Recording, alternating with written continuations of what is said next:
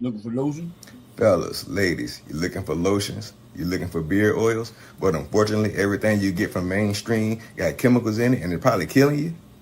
No problem, we got you. Go check out my people from Top to Bottom Hair and Skincare. That's Top to Bottom Hair and Skincare. www.top2bottom, BOTTU, the U is for unique, M.com. Tell them I sent you.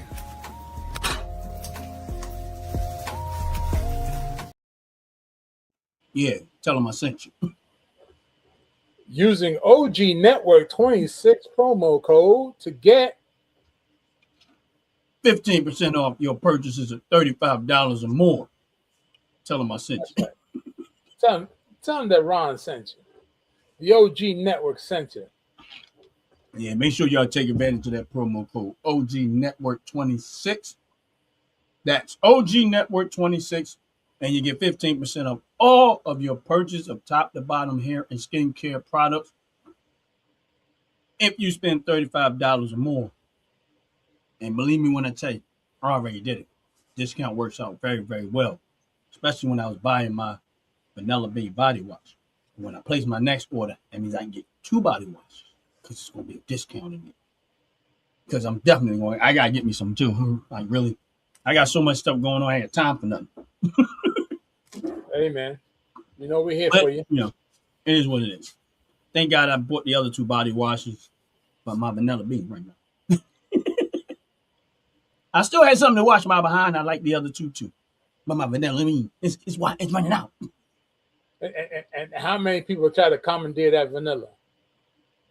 Oh, it was getting used up. The other 2 never got touched until the vanilla got so low that they Then they start start. feeling bad that they was using up all my vanilla bean. And he was That's like, all you know what, right. We don't use most of it. We can go back to the other stuff. let me go back to the other stuff now. I'm like, man, Good it's cool gracious. though. It's all good, man. Because when you washing it, man, I love the smell of vanilla, so you Right, just smell right. it everywhere. But Yeah. I mean, it's really good. It was really good, man. But y'all hit the like button, hit the subscribe button. We appreciate it very, very much. Again, welcome to Fire on Fridays, where we talk everything gun related, knives related, weapons related. We're not related, but we are related. Not There blood you go. related, but we YouTube related and That's right. That's right. That's something right. like That's right. that. That's right. But anyway, we don't know everything ain't always serious with us. We laugh, we joke, we have fun, we enjoy ourselves. Make sure y'all hitting the like button. Make sure y'all hit the subscribe button, and we're gonna get into it. I noticed that my brother have a whole lot going on down here.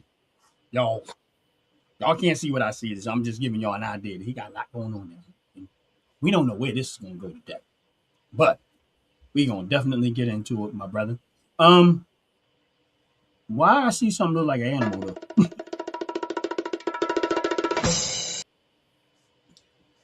There's no animals down there. Well, you know how the picture looks small and it probably look like something that it ain't. Yeah. But all right, I'm looking at Gun Talk 5 MP4, whatever. I don't know. And Yeah. right now they look like the Predator to me. Well, damn. I didn't think that one, but okay. Okay. I just was trying to figure out what the heck that was. All right. Well, if you want to see it, we can be more than glad to present it, and then we can talk about it. There's All not going right. to be any sound because we know. Let me get me. Yeah. I was very comfortable there for a moment. I got to sit up. Hold on now. I was doing my old man lean. I got to sit up. So we know that we cannot have any actual sound to firing a weapon. Right. That's first and foremost. Yet we can still see the videos, but we're just not able to have any sound. So Right. hopefully our viewers and and people in the comments area would understand why it cannot be done. And if you don't know, I'm not going to explain it. It's just real simplified. You just not allowed to do it. So we have several videos. Of course, we're going to give gratitude and we're going to big old shout out to Survival Sisters Foundation. These are Okay. I have not found out where they're located just as of yet because I came across these videos yesterday, and with all the things I've been doing, I haven't had time to dive deep on where they're located. Yet they do have a YouTube channel. They are very prominent on YouTube. I guess they're up and coming. because their numbers are low as far as subscribers. Yet on their Facebook side seems to be getting more traction because Okay. of the trainers that are involved with them. So I'm guessing the male trainers and the other female trainers are more exposed to Facebook versus YouTube. Yet I Okay. found them on both sides, right?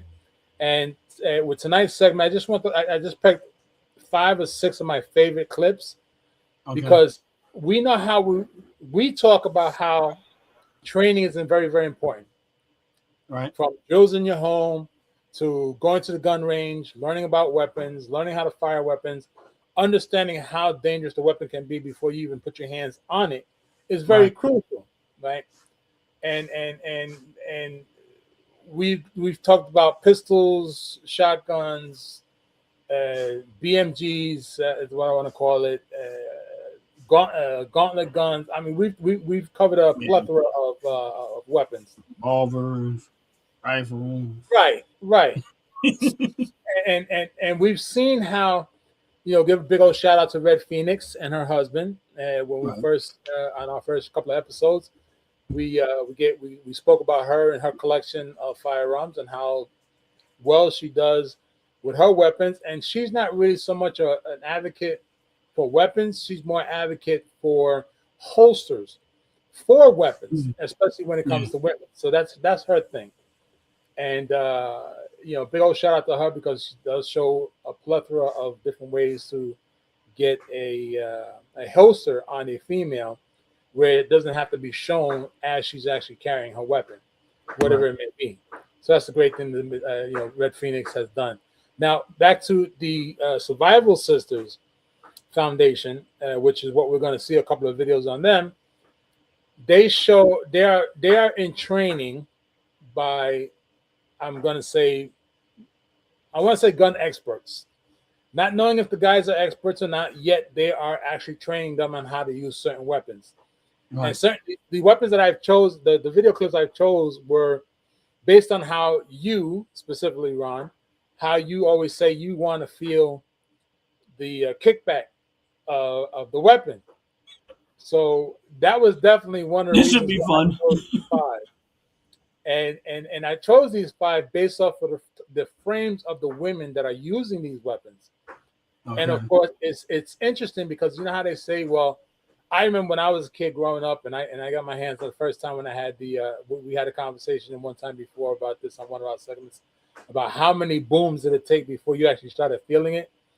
And Right. when I was a kid, of course, the very first boom, because it was a Mossberg 503 that actually almost took my whole half of my back out, and we laughed about it. So I want to talk about these videos and get a view on how important it is, not only for training but also for women that do want to get into it and dive deep into it for either a protection and or, as you always say, and I quote you on this statement, government tyranny, to be ready. Right. Okay, because one of the biggest things is if someone comes at you, you have to be ready to take them on pretty much in the same tactical form that they come at you. And that was what gives you the advantage, in my perspective, rather. If you train the same way the government trains, the chances of them taking you out is slim to none because they're fighting their own, if that makes any Right. sense. So, Yeah, because you know tactical. You know their tactics. right. So it's kind of interesting. I got one video clip up here that we're not going to have any sound, but yet you can actually see how it's working out. Right. So with that being said, if you don't mind, we're going to start off with a funny, right? Because I always Okay. believe in I like humor. funny. Okay, let's have a couple of laughs, and let's take it away if you're ready. Yeah, I'm ready.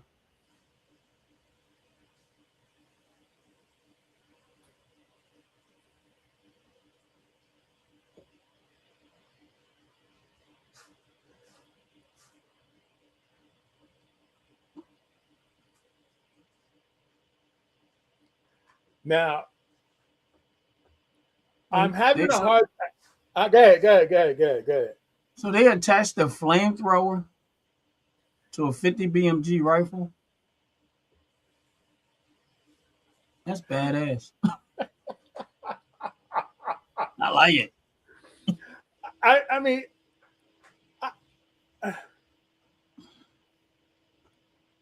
I'm having a hard time understanding why would they do that. Why not? I mean, let's think about. Listen, Go ahead. I like the idea. Hit her with the BMG and then burn all the evidence. Burn all the evidence. Okay, that makes sense.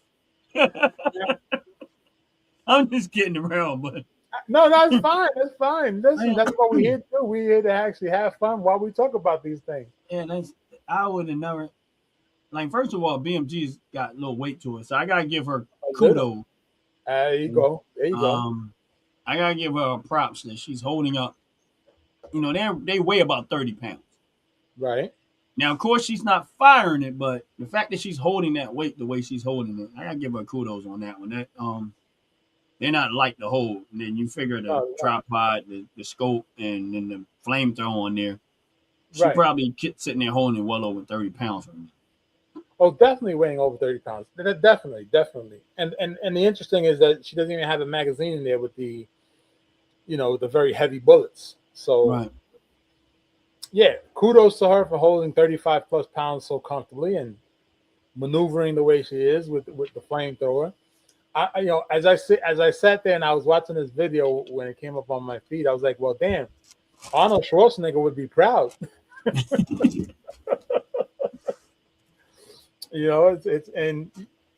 Again, it's not easy to do that.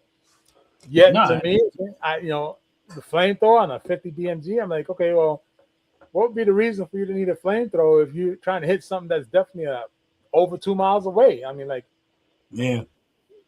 Unless you're doing something with Jurassic Park, with dinosaurs and rhinos, that maybe an elephant, that might be the reason why you need a flamethrower. But hey, if you shoot something, once it dies, you burn it up. Yeah, you get ready to cook it. You absolutely there you go. Right, so you ain't got to worry about going to get no grill, no nothing. No, kill the animal, set them on fire. We all got a meal. That's right. I agree. All right. So this one here that we're going to talk about momentarily is something that you and I have not, if I can recall correctly, we never touched on this subject. And when we speak or when we hear you and when we have these conversations and we talk about government tyranny, this is a subject or a part of the tactic that you and I that I recall never spoke of. Now, I remember I'd done training for this, and it's bad that I didn't even think about it either to bring it up in any of our segments. So let me play this, and you tell me what you think about this.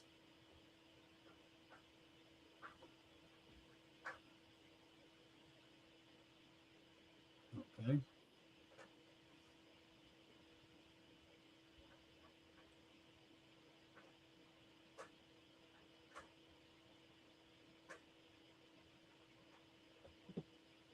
So,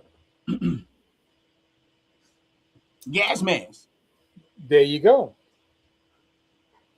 Now, if we recall, I always go back to Waco, Texas, and the takeover of of that man's farm, bunker, whatever you want to call it, and how they were all hit with tear gas,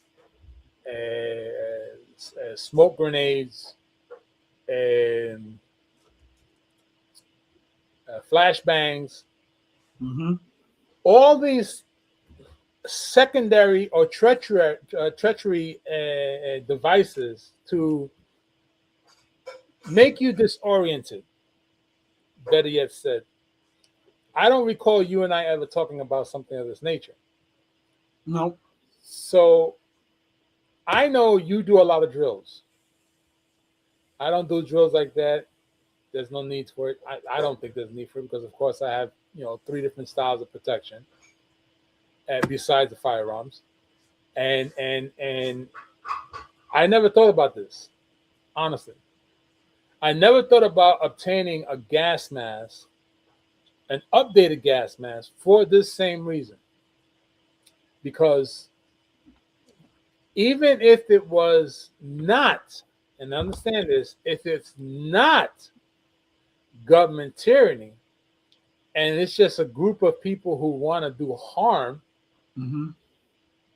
you would have to be ready for that in this Right. mannerism. You would have to have a gas mask for that Right. reason.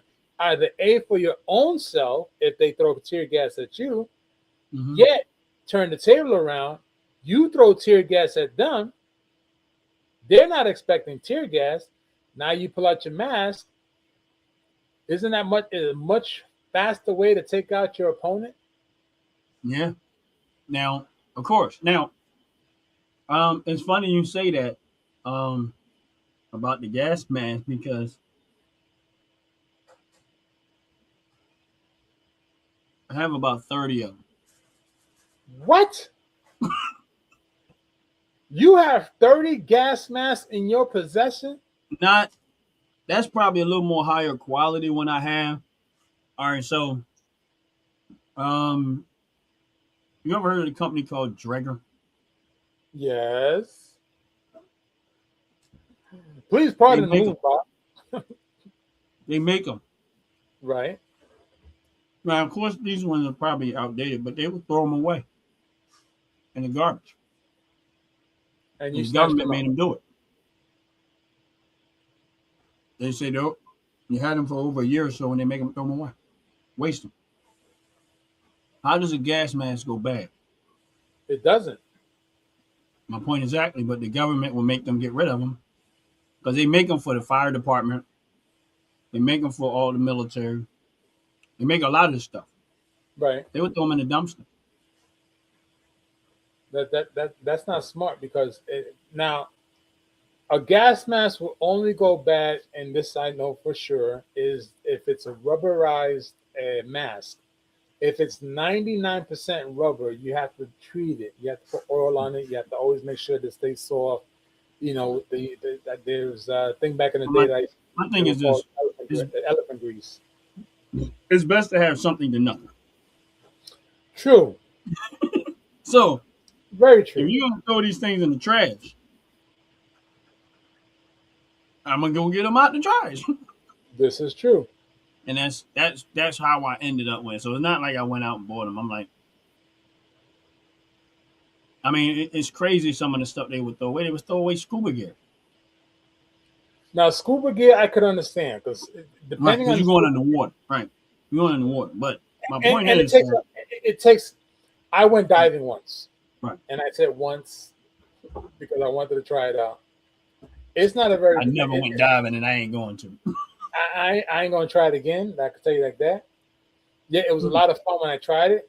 It was a lot of fun, but I won't do it again. And to maintain that suit to always be flexible, if I remember correctly, it takes a lot. It's not that easy.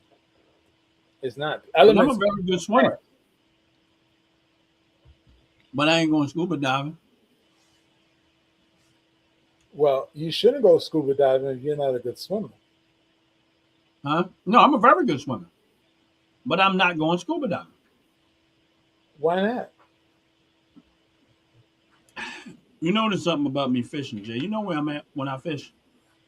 Yeah, you feed the I'm fish. on Yeah, I'm on land. I'm on the yeah, land, right?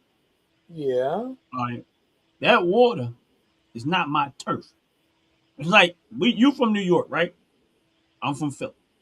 yeah. Now we know that if you in New York and you go on someone else's turf, you at their mercy. So if I go scuba diving and there's a great white shark looking at me and saying, "Why are you on my turf?" Oh damn, Ron. No. and they just looking at me, "Why are you on my turf? Why are you here?" And I'm looking at the shark like, I know I shouldn't have never did this. Yeah, nah, I'm not. I'm Well, that explains a whole different ballgame. It's not that you cannot be in the ocean. You can be. You just believe, like many other people believe, that the great white shark or just a shark in general is going to come and attack you. It's my thing is this: when they say, "Oh, sharks," it's just a case of mistaken identity. I get it, but I still don't have my leg. that's why that's the So reason why when you go there's some scuba diving, mistaken identities you don't want to experience because once that shark, well, that's why you're supposed to take a blowgun with you. I don't care. You seen the size of a great white? Yes, That's my point. I've seen the skeletons. I know how big they are. I'm not going in the water with none of that stuff. I'm good. Well, we're gonna leave that one for another segment because look, Listen, I fish. I don't even mind being on the boats. I've been on the boat. But when you dive into the water, like I'm gonna jump right in the shark's mouth. so Like what so you know what I mean? Like I watch people that scuba dive and they do all of them be surprised when one of these fish or shark or other what something else down there, they get hurt by it. Oh, it's not the shark's fault. I know it's not the shark's fault. You on that turf, stupid. yeah, I get You're a what you're fool. saying.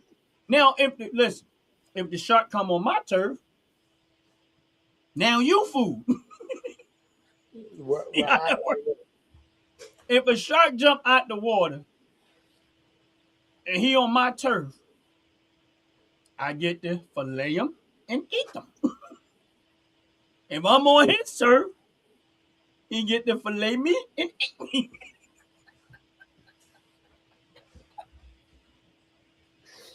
You're a fool. You're a fool. I said you're a fool. You're a fool. With that being said, I'm gonna tell you like this: the worst animal to come across in the ocean, believe it or not, is a jellyfish. Oh yeah, I was getting ready to get into that. Them jellyfish, they tear you up, and they ain't even trying to. But they ain't trying to. Yeah, that is a definite moment of you on the wrong side of the edge of the water.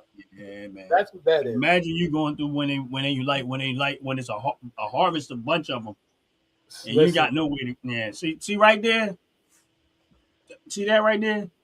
Nah, I'm I, good. look, I had that experience one time in Key West, Florida, when I lived down in Florida. You I guys was on stung the by jellyfish? no, I didn't get stung. I was No. about to jump in the water. I was about to jump in the water off the pier. And before I jumped, I looked down and I seen nothing but it looked like a silhouette just glazed the water. Oh, they were waiting on you. The first thing I said was, I got to look closer because I had to look to see if I could see something that resonated as a jellyfish. And it actually came out and I saw one of the tentacles move. I said, oh, damn. I mean, it looked like a damn. You remember? Well, you worked at Home Depot, so you remember the drop cloth, the clear drop cloth they used for painting, the 14 Mm-hmm. by 14. It looked like three of those put together, straight on top of the water. Wow. If I would have jumped in, it would have been. You would have been jumping out. There'd be no more of me. We would not be having this conversation right now if I would have jumped in that water. That's how many. See, there you go. There you go. That's why you're not supposed to go on other people's turf. Yeah, as long as you respect it, it's good. I knew not to jump in, but I don't mess with Yeah, jellyfish. I can do it. I mean, don't get me wrong, I get it. And I see people, they got those thick rubber suits on and stuff like that, but I couldn't Right. do it, bro. I did it. I had a lot of fun. It's to take it aside for a quick moment. It's just an experience that you should try out. But I wouldn't. I know I would not continue doing it. I did once. That's it. Real simple. I scuba dive in a swimming pool. Well, that's where the training starts. That's all I need right there. Suit Training on. starts. I'm in water. No fish. No sharks. All right, got what I need. I'm out. I mean, it's just the experience to go deep where you've never gone before. It's almost like Star Trek to go where no man has gone before. Some places you ain't supposed to be. I'm just saying. This is true. This If, is if, true. if I decide to go hang out in a herd of elephants and I get stomped by an elephant, that was somewhere I wasn't supposed to be. True. True. I'll give you that. I'll give you that one. But All no, right. I'm just kidding around there. No, I Go got ahead. you. I got you. We good. So you ready for the next one? Mm-hmm. All right. Sorry, So again, y'all. this is thanks to big old shout out to Survival Sisters Foundation. There's a bunch of women who are being trained by. Again, I haven't dived into it, but they are definitely being trained by a bunch of guys, probably former military, probably ex-police. Unfortunately, I don't know. I haven't dived into it, but there is a foundation called Survival Sisters, right? So let's take a look at another video here.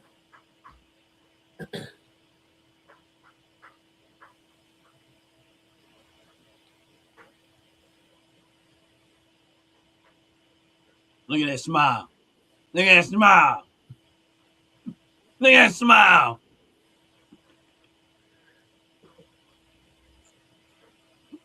Say what you want to say. That is the reaction that most people that ever use a firearm does. I agree to that. That is most people's experience when it comes to using a firearm. Look at that excitement. That is pure 100% excitement. Excitement. Look at that. She fanning herself and everything. You know what this means. Yes. It was even more interesting when I saw it at the very end. I don't know if you can catch this. Let me see if I can back this up a little bit. Look at what she talks when she talks about the back foot. Right, because it was the momentum pushing her back. Yep. She had to brace herself. Yep. So even there, she's saying that she could feel that kick, and it was a great kick. She loved that feeling, and I she's know just the feeling. surprised on how her foot was moving back I love the feeling. as she was doing it, and that was clearly pure enjoyment. Yeah, listen, man. Look, I was enjoying it with her. Like, yes, yes, yes, yes. Like I said, you know me. I love to kick. Like when I start hearing these people talk about, oh, let's recoil, it already starts to turn me off because when I go to the range, I love that, that punch that it gives you when you fire in the range. Right. I love that punch. So it's like, and then for me, I just want to like, I've never tested my endurance when it comes to how many rounds I'm gonna be able to withstand before I get to the point where I had to put it down. So I'm going to do that one day. What I'm going to do, huh? Say that again. You haven't gotten to that point yet. You have not gotten to that point yet. I never intentionally did it that way. Like this time, Okay. I'm gonna do it. I'm gonna do it with the intent that I'm gonna load up the rounds, and I'm gonna see how many rounds I'm gonna be able to. Because I never actually my stuff got tripods on them, so I can sit it down and fire without actually tucking it too hard and stuff. I've never. Right. I mean, my 458 I have shouldered, but I don't know where. And I've shot in quite a few rounds out of it, but I never actually said how far could I take it before it takes its toll on my shoulder. I'm like, nah. Right. I've had times where I say, oh, okay, I'm good, and put it down. But that wasn't me really testing my endurance on it. It was just, I felt like I had enough or giving somebody. And then when I'm with somebody, I want to let them get a chance to, Right. enjoy themselves. So I try not to take too much of the fun, even though sometimes I want to. Now, when I go by myself, then I can do what I want to do. And I ain't the worried glove about come off, right? when the gloves come off. I ain't got to worry about it. But when you go to the range with other people, especially if they haven't been or don't go out often, and you're kind of hosting it. The one thing you don't want to do is mess up the experience for everybody else. I got firearms. I can go other times. My whole intent when I go to the firearm is to let everybody else enjoy themselves as much as possible and make the experience the best possible for them. I can always go get my experience when I'm there on my own or when I'm with experienced gunfighters. I mean, people where I don't have to worry about be so more in the sense of trying to promote them. Right, right, right.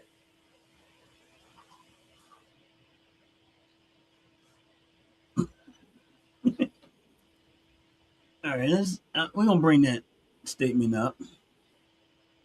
Despite being little arm of fire, a flame thrower is not legally considered a firearm.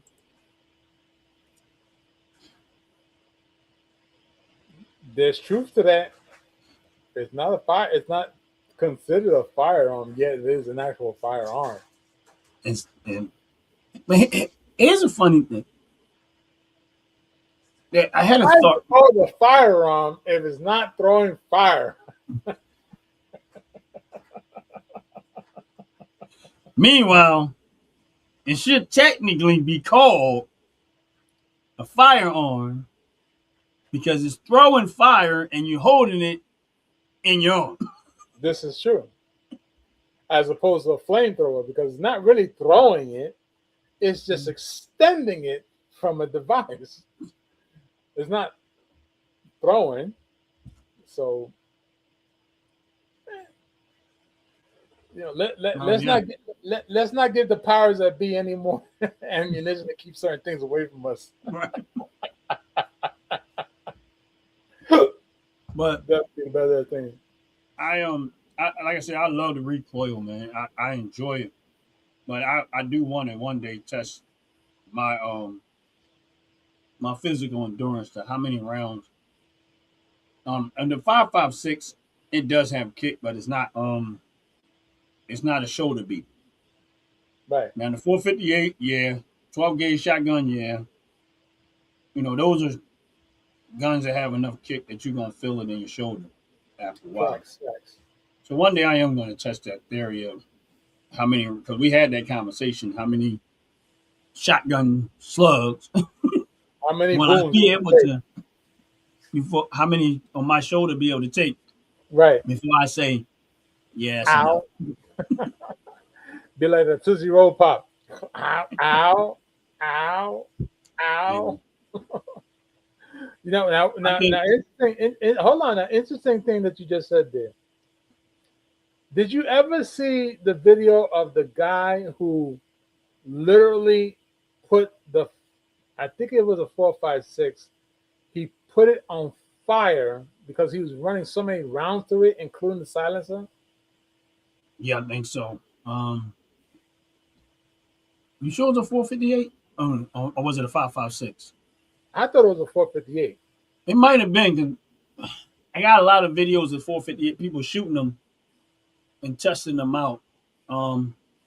This one literally just melted. He melted it. And I know, as a matter of fact, I think you sent me the video. And he was just dumping rounds and dumping rounds and dumping rounds. He was in a full bomb suit. He had a full bomb suit on. And he just kept loading it and racking and firing that thing right through that damn silencer went like this. And then the whole damn thing went the same way, just started melting from the heat. Yeah, because it ain't but so at some point it's gonna have as a pack, it's metal, steel. Yeah. But I mean just keep firing gunpowder and through that, at some point if you keep doing it, I mean you already feel the heat from them when you start to run rounds to them. Like I've gotten moments where the heat on the gun was just like the one to my right, I guess. If you look at the cage on it, you notice how wide the cage is apart. Right. The meat of my hand had pushed through there enough that it came close enough to the barrel. Okay. That was the reason why I put the handle on it. Okay. because one day I'm firing it, I got it like this, and I'm holding it, and that meat from my like right here, that all that meat on there started pushing through that metal, and I felt the heat getting close to my hand. I was like, oh yeah, nah, I got so that cage on there has a lot of space between each like it's real a whole lot of space between them. So I was like, nah, man. That's what made me put the handle on there. Right, right. But the 458 SOCOM has a different cage on there. I don't have to worry about that because the cage isn't you don't have a lot of space between them at all. Okay. Okay. So but that other the 556 do, and I was running some rounds through there, and I probably got close to about 30 rounds. You know, that barrel started to heat up. I said, yeah, nah. Yeah, nah. Yeah. I put something on there. It starts to melt. It starts to melt. You got a problem. Straight up. Let me know if this look familiar to you down there.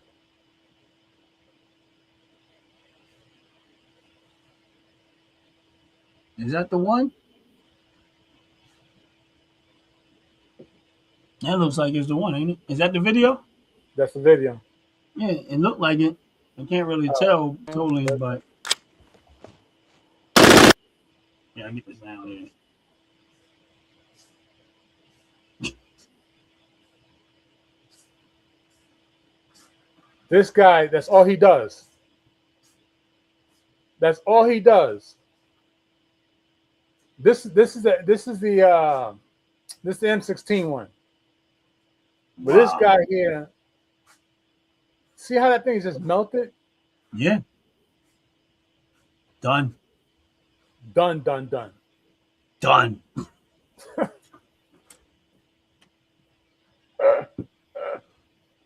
I wonder how many. How I forget how. I know he was well into the thousands of rounds at one point before it really started to heat up that much. But Definitely. you had to be real quick too because that the cool was starting to cool fast enough. Like, yeah.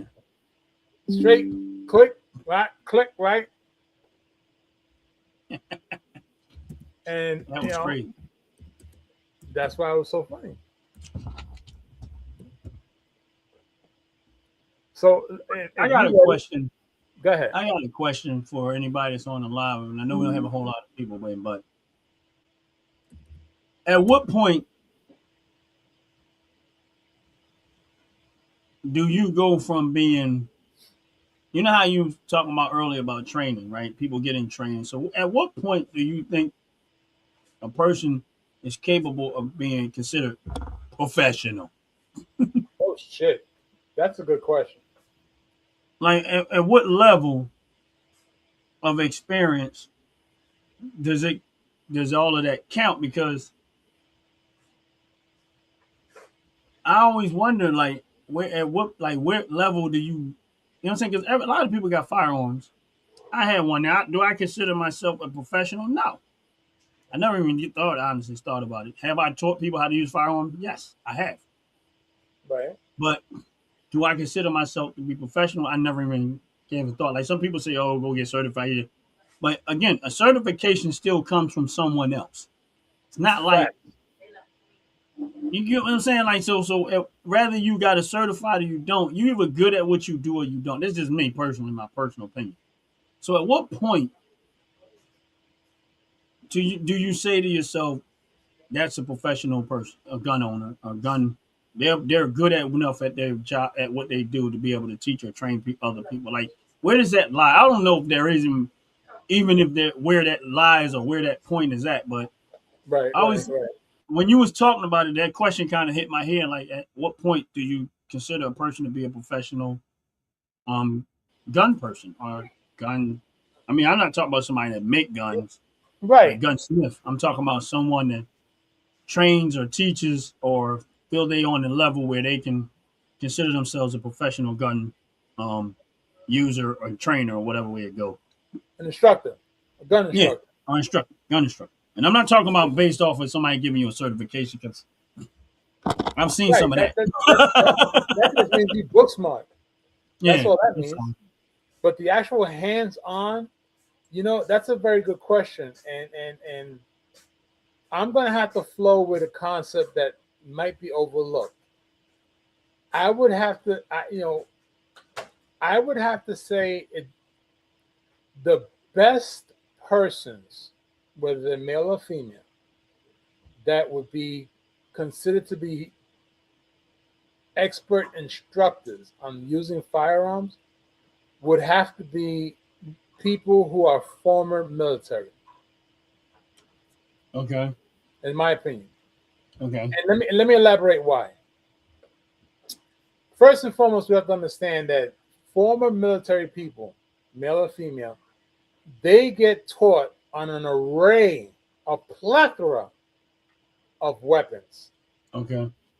Okay, because the concept is that even as you are trained with the one weapon you are given, when you go into combat, you are going to come across other kind of weapons, and you need to know how to utilize those weapons in the event that your weapon stalls, doesn't work, and or you lose control of it and you have to obtain one that's on the ground or laying around or take it from another person. So you have to know how those weapons are utilized and the functionalities of them. So I think, in my opinion, a former military person would be considered an expert instructor behind a firearm. I can go with that. I can go with that. I can see your point. I mean, I'm quite sure that there's other people that might not be, but I honestly I can see your point because I can rock with it. Well, You know what I let's mean? if you don't mind, let's elaborate on that for a moment. Um, like and like I said, now here's the thing. I know a lot of people would say, "Oh, no, there's other people that's not former military," and that doesn't mean that Jay is right or wrong. No, It's just it's just that's my opinion. his perspective. And honestly, Okay. for the most part, I'm on board with that. And not to say that no someone that is non-military can't be. I actually have to rock more so with what he said because the variety of firearms that you're probably going to come across through training using um the level of military equipment is by far better than what you have as a civilian. Right, right. Um so I would have to rock with that. Like I really have to rock with that. And I think I'm not I'm not saying all military because that don't mean that all military would be, but I think that that will lay a great foundation to be considered professional. The best, probably one of the best foundations for being considered a professional trainer. And I actually have to rock with you with that, Jay. I really don't. I mean, I know that there are other people that could, but I actually have to rock with that because, um, for that very reason. Now, of course, you got civilians that like, all right, I'll give you one right now, and Jay, you're probably gonna agree with me. I think Justice runs on diesel. Hey, I was thinking the same thing. Now, I think he was in the military, so I'm not exactly sure, but I'm gonna say He wasn't in the military. He trained with the military. right. So because of the level, like everything that we talked about, he's had his hands on. He's Yes. fired, shot, use it, Yep. can give you his opinion on it, can give you Yep. details on it, how it feels. So here's another one that I would say, yeah. So, Right. When you look at people like that, and I would say, yeah, that those type of people, yeah, I would consider professional because I'm gonna be honest with you, I've seen some trainers Ooh. that I wouldn't listen. I've seen some trainers, and I'm being honest with you, that I would not want. I wouldn't let them train an eight-legged spider how to shoot a web. You wouldn't have like, and I'm being honest with you because, like, and I know Jay, you seen the video too when the guy was a trainer and he was telling people how to use that. I think it looked like a 44 Magnum or whatever it is. He shot that thing and it went off accidentally, and they was like, "Did you mean to do that?" He's like, "Yeah, I meant to do." No, you didn't. And I've been to gun ranges where they wasn't training, but they wasn't keen enough to see so many of the mistakes that Right. people were making at the gun range. Because a Right. real person that knows about real training would have spotted a lot of the stuff that I thought that they should have spotted. To the Right. point where me and my son at the time, my son was at that time at the ranges at a couple of these moments Right. where we were so uncomfortable, we packed up and left. You could go. So if we see it, Right.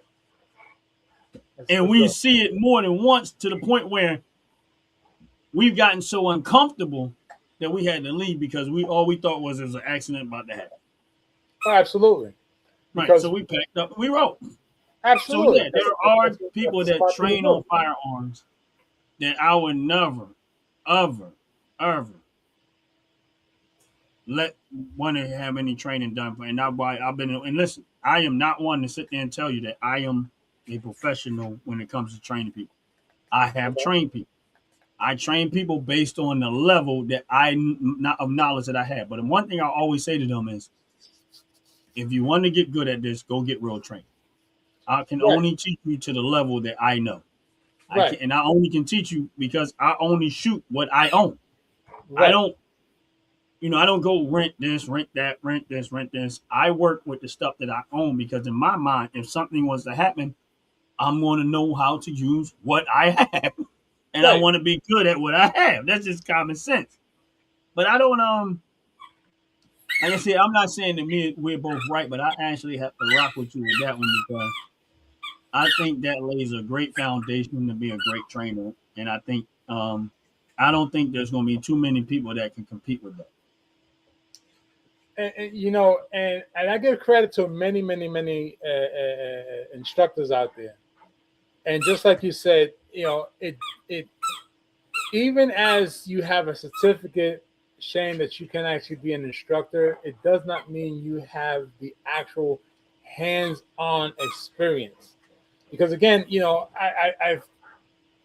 I've had the pleasure of watching many individuals over the course of 3 decades be taught on weapons, taught how to fire weapons, shown different kind of weapons. And unfortunately, I have to say the only ones that I've always stood 10 toes down with are former military, especially those that have had many, many, many years of what they are considered. Damn, just had a brain fart. Deployment. Okay. Those that have had various amounts of deployment are the ones that tend to really understand what a weapon's about. And again, if I was to say, okay, let's try this off the side. If you and I both went to the same gun range and we asked the instructor how fast he or she can disassemble and assemble a 9mm, we already know the fastest time frame. And we know who it was done by. And if that person as an instructor cannot even come close, can they be considered an instructor? Yeah, I don't know. I really, honestly, I don't know. I can't. Like I said, that was just a question that ran through my head when you first started talking about instruction. I'm like, so what do you really consider to be a professional instructor? So it's like, you get what I'm saying? Like, Right. And let's I, understand something. I have to play devil's advocate. All right. go Just ahead. because if you was in the military, not you, the instructor was in the military, and they only served 10 years. No, that's not enough to me. Because just because you serve 10 years in the military does not quantify you as being an instructor. That's just my opinion. I believe that if you have minimum 15 years, 27 deployments, then I'm going to say, well, shit, I'm going to have to rock with you on that one. Because 27 deployments means you have encountered 27 different countries with a plethora of different assortment of weapons that you had to put into your hands in order to utilize and fire. So I narrow it down because I believe, you know, how they say the same thing like a person that drives a car. Many of us drive cars, and many of us feel that we're the better drivers than anybody else on the road. I am.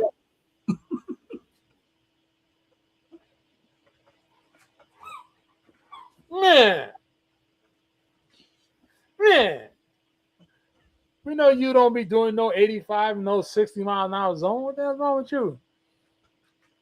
No, that's my point. Right. So we look at, you know, what considers a good driver? Years of driving. That's a good driver, not an expert driver, just a good driver. I'll play devil advocate with that.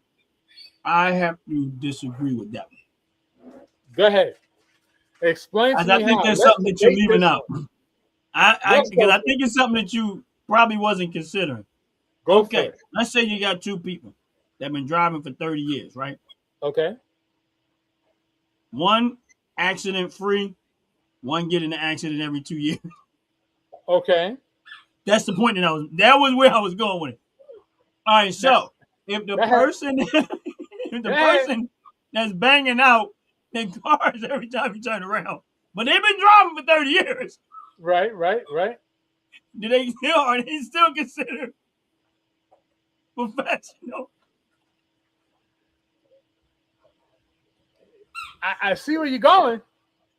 Now, I'm gonna throw a monkey wrench at you. What if the accidents are not that person's fault and it's another driver that's hitting them all the time? Wow. So they've been driving for 30 years and they have 2 accidents every single year. Mm-hmm. Yet, are they at fault or is it always the fault of someone else? Well, then I'll be questioning why. Because I know some people that know how to make them happen. Look, I'm gonna tell you like this. I don't like driving in Pennsylvania. You damn drivers in Pennsylvania, y'all think that left turn means any direction other than where you're going. Hell yeah. Okay. Look, Maryland is another one. Every time I drove up north, I despise going to Maryland. I know we're getting off topic. I despise going through Maryland. I despise going to Pennsylvania. And hell, I even despise going through Jersey. I think Jersey is the worst. No. New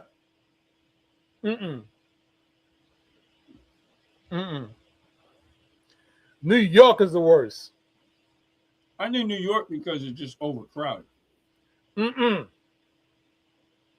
People drive. When I was in New York, the one time I was in New York, yeah, New York is a problem. I was on Fifth Avenue at the Marriott Hotel. This is when I didn't realize that New York at that time had so many taxi cabs. Ugh. I was so intrigued by the amount of taxi cabs. I was sitting, of course, I'm in the hotel way up in the nosebleed of a hotel. I'm looking out the window. Every time a red light was there and the car stopped, it's like 6, 7 cabs. It's like more cabs than regular cars. I'm like, why they got so many cabs around here? Now, New York cab drivers are the worst. They think they're the only ones on the road. Like people from Maryland, people from Georgia, and hell, even some people down here. Now, I'm going to tell you like this. People that I realize down south, everybody drives fast and south. I used to think people in down south just drive slow, and that was not the truth. Everybody down south, when they on that highway, if you ain't going 80 plus, you going too slow. That's a fact.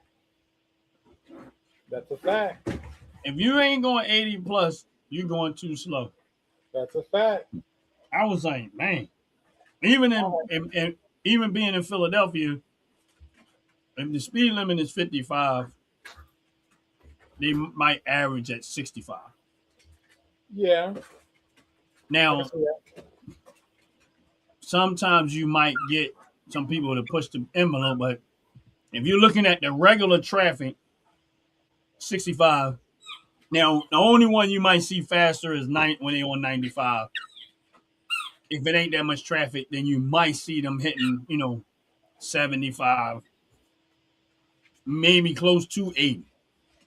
But when I went down south and I was driving 75 miles an hour, everybody was, whew, whew, whew. I'm like, I'm at 75. If I go any faster, they're going to pull me over and they're going to write me a ticket. Yeah, I'm like, so of course, y'all got down there 70 miles an hour. I think there's some places where it's 75 speed limits. That means that they're allowed to go 100. well, I know we're getting off topic, but yet it's just a funny thing we're talking about. The law says that if you're doing under 70 miles an hour in the left lane, you're impeding traffic. Uh-huh. That's the law. The law requires you to move over and stay on the right lane if you're doing 75. Mm-hmm. So you have to do 80, 85, 90 on the left lane. And there's That's a reason so they for can that. pull you over. Exactly. That's exactly why. Man. They're encouraging you to fund the police department by going too fast. Absolutely. Pull you over, you got ticket money because you about to get one. You're about to get one. And trust me, they do give them out. They do. I haven't gotten one yet, but I know they do. I see them all the time. All right, so roll back that footage. Let's get back into the gun talk before we wind up going into another topic. So again, we're gonna give a big old shout out to Survival Sisters on this content that I've come across, and I want to show you this one, and let's talk about this.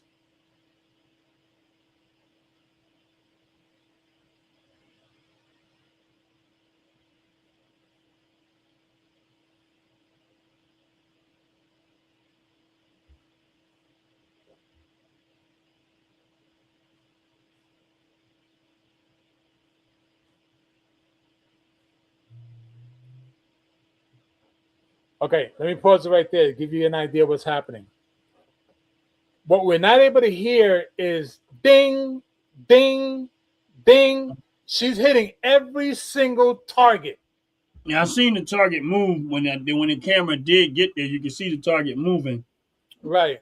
But they didn't keep it there. But in a little brief moment, I did see the target move. What I enjoyed most about this one video before I finish it off is Right. her stance. Her stance was spot on to absorb all the recoil from that weapon. She was not flinching whatsoever in any moment while she was firing that weapon. That goes to tell me she is being trained correctly to absorb and focus on making sure that that weapon hits that target.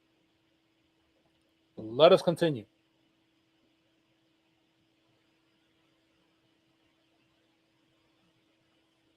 I was about to point that out, but I'm quite sure everybody caught it. Which was what? The training is great, and I agree with you 100%. But the one thing they should have told her is to tie up that goddamn hair.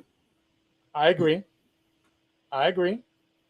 Because that brief moment where you got to go like this is covering your eyes, falling in your face. And I know they're training, but again, if you're in a real life situation, that hair is exactly what I'm going to try to wait for you to go. Try to sweep that back, try to get it out of your way. And that brief moment when you're doing this, that is the moment where you might become if you're Switch faced with an speed. enemy, right, you might become what I would say. So my thing is, listen, I agree with you 100%. I think her stance, the way she's absorbing the recoil and her control, um, to get back, her aim, her control, everything, her stance, all of it. Yep. Muscle memory looked like she was trying to keep it intact. So Yep. listen, I don't take nothing away from what she did, but and with all of that great stuff, that one thing that I think that they should have told her before they even got started, tie that thing up. And I had and here's the other funny thing.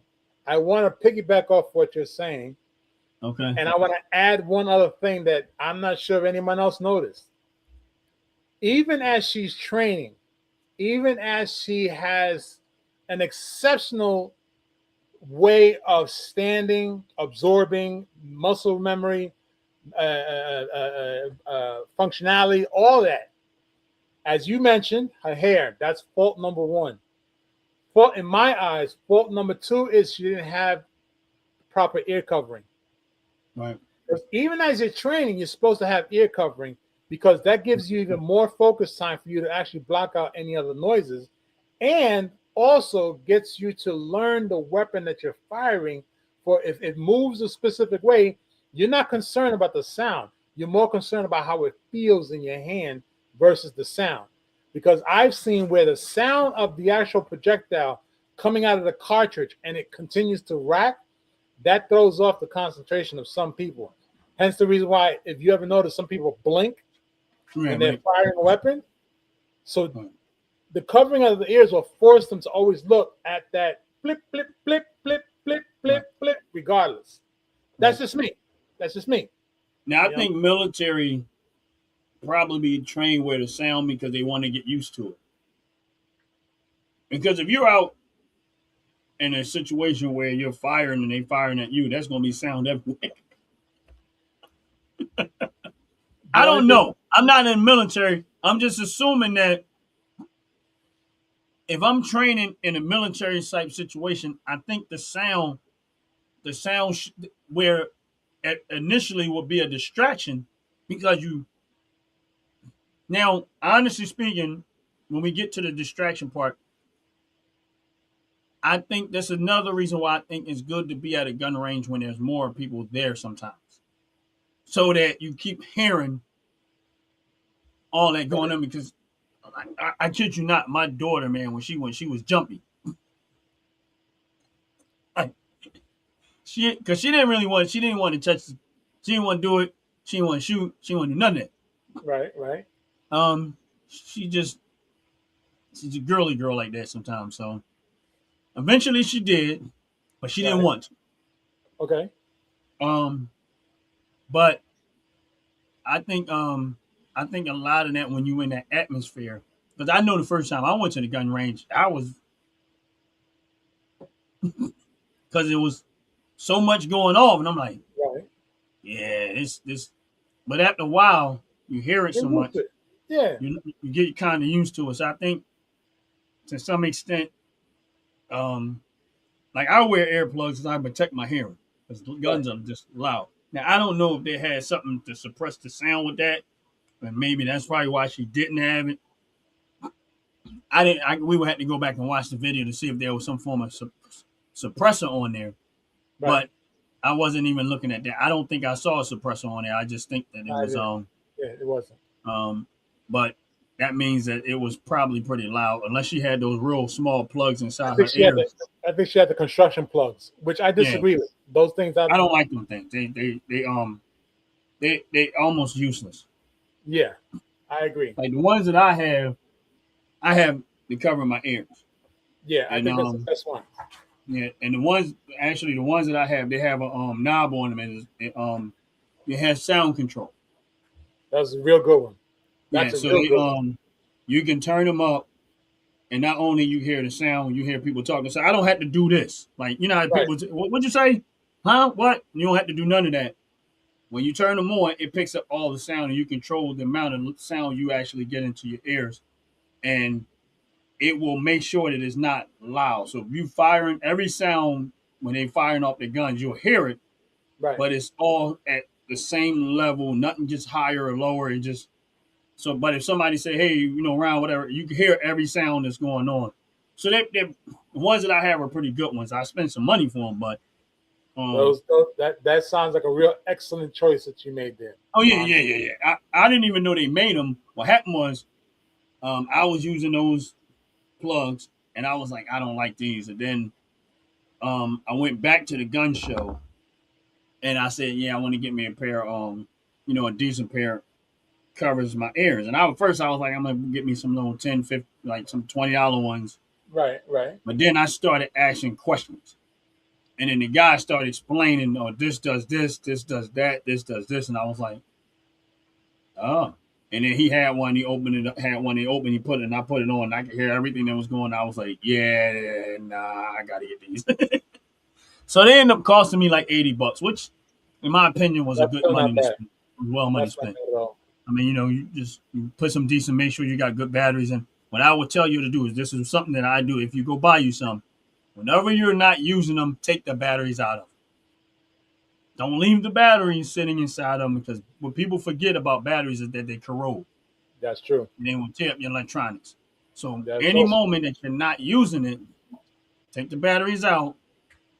That way they're not in there. You don't damage your air corrosion and stuff set in where it's the battery explode or something, and now you didn't damage some $80, maybe $100, depending on what you pay for them. And so these the ones that I have. I actually I don't know. Let me see if I can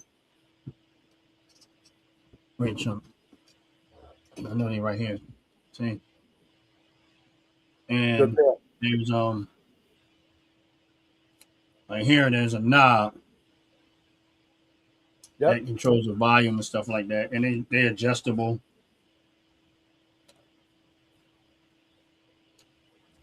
They're pretty good. These are actually really good thing, and they're really pretty good. So I like them, and they don't feel real bulky on your face neither. But these are pretty good. I paid $80 for them.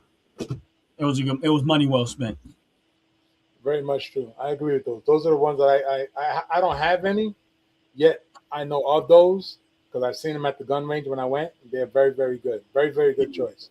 Very good choice. Worth every penny of it. And everybody that I went to the range with, and I let them put them on, and I was like, yeah, just try these on. And they was like, oh yeah, and they was like, man, I gotta go get me. If I got into guns now, if you're not into firearms, it's not something that you do on a regular basis. But maybe get you some cheap pair. But me knowing that I was going to go to the range quite often, and knowing I was going to, I wanted me a good pair, and I wanted a real good pair. The only thing I don't have is some good glasses. Like I use my regular glasses, which works better because the cheap ones they give you they distort the way that they around your face. They distort your vision when it comes to aiming and stuff. So I just try to use my own glasses. I don't wear glasses, but the ones that I have, I put on. They just regular decorative. They're not prescription. They just regular glasses.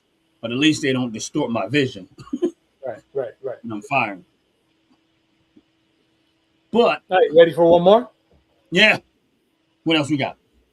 I got this one here. Being that I believe it's the Dover Dog said she's tactical. Let's take a look at this here.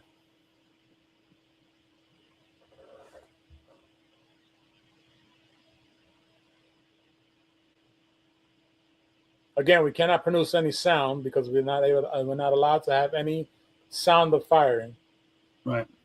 Yet you should be able to get the gist of this.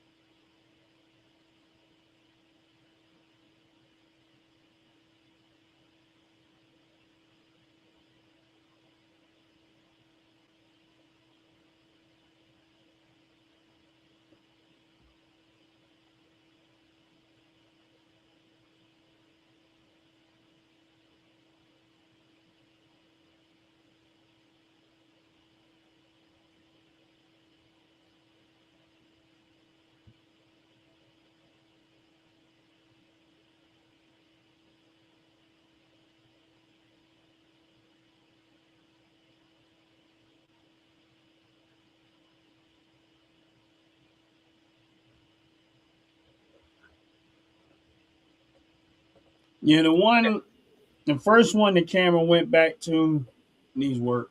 The first one that they passed with the camera needs work. The one in the middle, a whole lot better, and the one on the end is probably will be the second place. With the one I think she had a pink shirt on. But they, to me, I think, like I said, they in training, so they doing, in my opinion, the fact that you're there, you're doing great, you're learning the right Yes. way, and stuff like Yes. that. But the first one, um, you can tell they're not as comfortable. Definitely not comfortable at all. Yeah, and you can tell they're not comfortable. But that's what makes it good training, because you got to get to that point, like where you might watch yourself and realize you're not comfortable, but after a few while, next thing you know, you see yourself you handling the gun as opposed to it looking like the gun is handling you. But yeah, you can see it in that person. They was and they kind of had that little high in the back part. It was like, A little high, way yeah, too I high, mean, way too high. right. And maybe it was just the way I'm looking at it. So we're gonna watch this again and see where this. No, you are absolutely right. But it looked like it was sitting more down there. It was definitely not where it was supposed to be.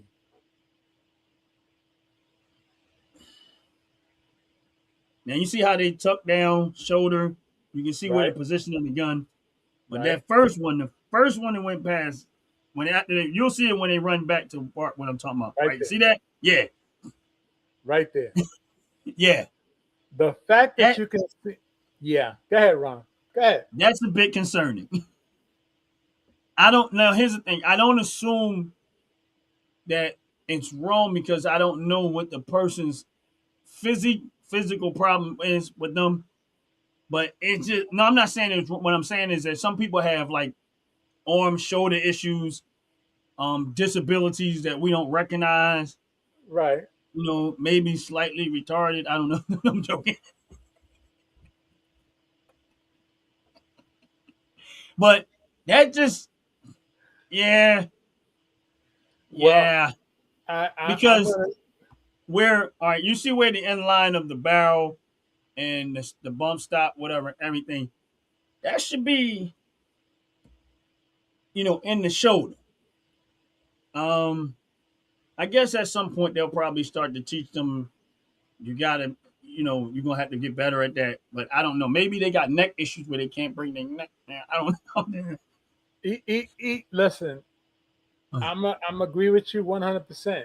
This young lady needs to be taught how to handle the weapon first before doing this kind of drill, because the sight should not be that What's up, high. Mental Raccoon? Mental Raccoon, always a pleasure to see you. Thanks for stopping on through. In my view, my opinion, the actual sight should not be where her hat brim is at. No. It The almost looks sight, like the hat is covering the sight. exactly.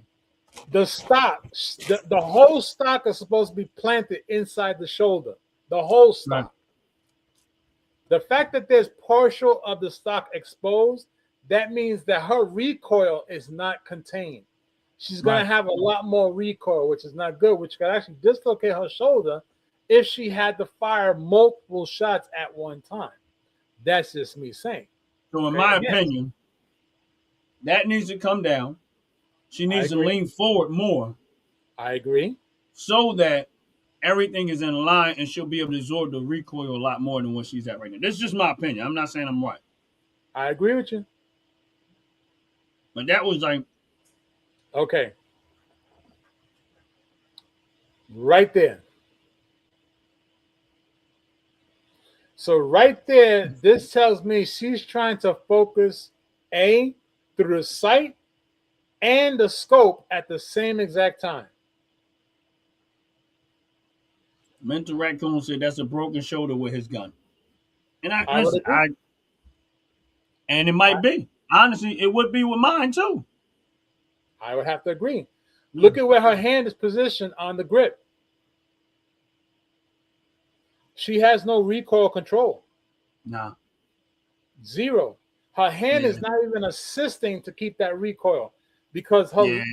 the web of her thumb and index finger should be a whole lot higher because there's no catch that's gonna bite her there. She's not gonna get any kind of bite from the actual weapon because that ejection is happening above, way above, at least 3 inches. She has small hands, so maybe This 2 is very inches. concerning. Yeah, they did not teach her how to handle the weapon. All right. So in I'm my explaining why opinion, this. Yeah, go ahead, Jay. she should not even be training like that. Right. In my All right. opinion. That's where I'm going at with it too. The reason why I say this is very concerning because I remember looking back, and maybe I'm wrong, but I'm almost positive they let off about a good 4 to 5 rounds, maybe even more, when they finally started shooting. Yeah. All right. So again, Jay, you know I'm one of those people that say, if I know you're not comfortable with a firearm, I'm not going to give you multiple rounds in that firearm. Right. You're only going to shoot one. And That's in right. just my opinion, this particular person right here, not the other two, but this particular person at this moment probably should have not have had that many rounds in that gun. Probably should not be even in this setting right now. I agree. That's just my opinion on it. I think that person should be more individually wise taught. Yep. Got to the point where they're leaning forward more, tucking the gun properly, positioning themselves properly, not with nothing in that chamber before they got to this point. But hey, they're the trainers. I'm not. This is just my Right. opinion. That's all I'm saying. Right. So it don't mean I'm right. I'm not trying to criticize nobody. It's just that right there, what I see is a little bit concerning. And Mental Raccoon said that that's a broken shoulder with my gun, and I get it. And we all kind of agree with the same thing with that. With that being up high, because what y'all don't realize is that I'm surprised. I mean, they're probably shooting 22 caliber rifles, which probably don't have a whole lot of kick. I'm hoping. But if you was to do that right there with that 458 SOCOM, you'd be crying with tears on the eye right now. Yeah. Or hey, a 12 gauge. Yeah. 12 gauge. Listen, on both weapons you just mentioned, I think she would actually crack her shoulder, collarbone. Thank God she's not shooting a 308, 12 gauge. Or like Mental Raccoon said, bolt action. Right. Yeah, she'd be in trouble. She'd be in a whole lot of trouble. I mean, again, not taking anything away from the instructor, yet, unfortunately, in my opinion, this woman should not be doing that kind of drill. She has not learned. She has not learned the AR platform yet to be doing that kind of drill. Yeah, I agree. I think that was I think that's a bit premature for her right now. I'm not saying that everything she's doing is just all wrong. I just think looking at what I see right now, I think that she should have been she wasn't ready for this right now. No.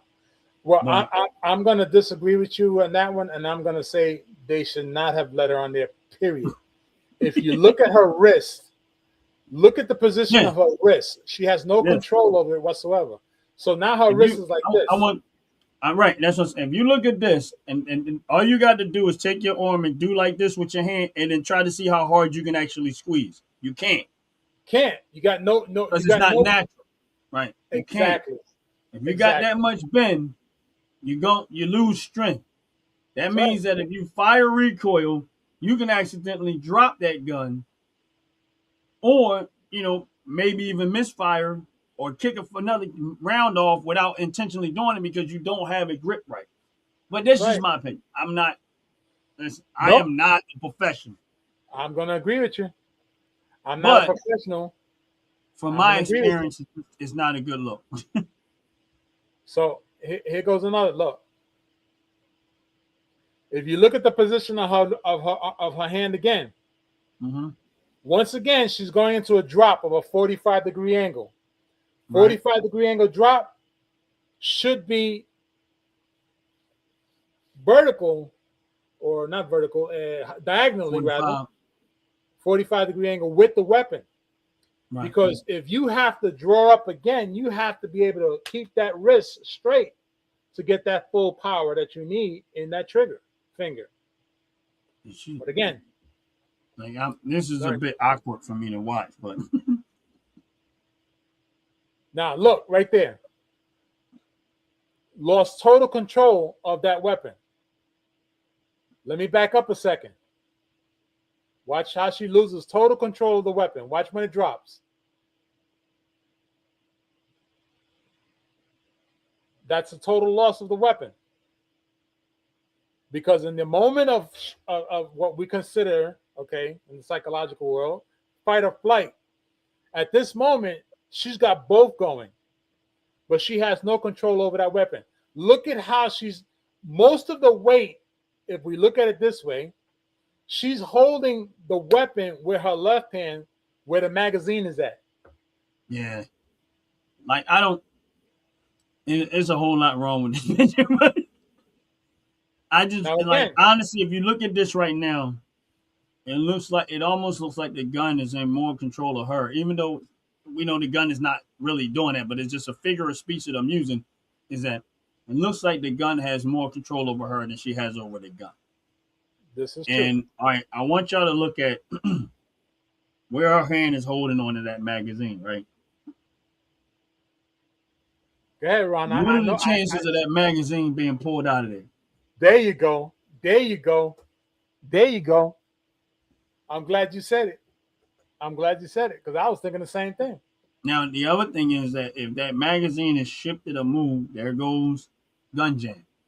Gun jam, It's so, it's gun jam, and possible blow backfiring with another round coming up when it's not supposed. I mean, listen, But it shifts. I'm telling y'all right now, I am not a professional, but Neither am I know firearms to some level, and I have AR-15s and I use them, and I know how they operate. I know when they fire off everything, how the whole system, the recoil, the gases, everything, and how any slightness off creates a problem. This is true. You know, and this is just this one particular position, and I know that she's in training, so we can't expect perfection out of him. But I really feel like, Well, you're now, right. but I'm not done. I'm almost ready to move on from this video because it's really making me even more concerned, right? All right, so All right, here you go.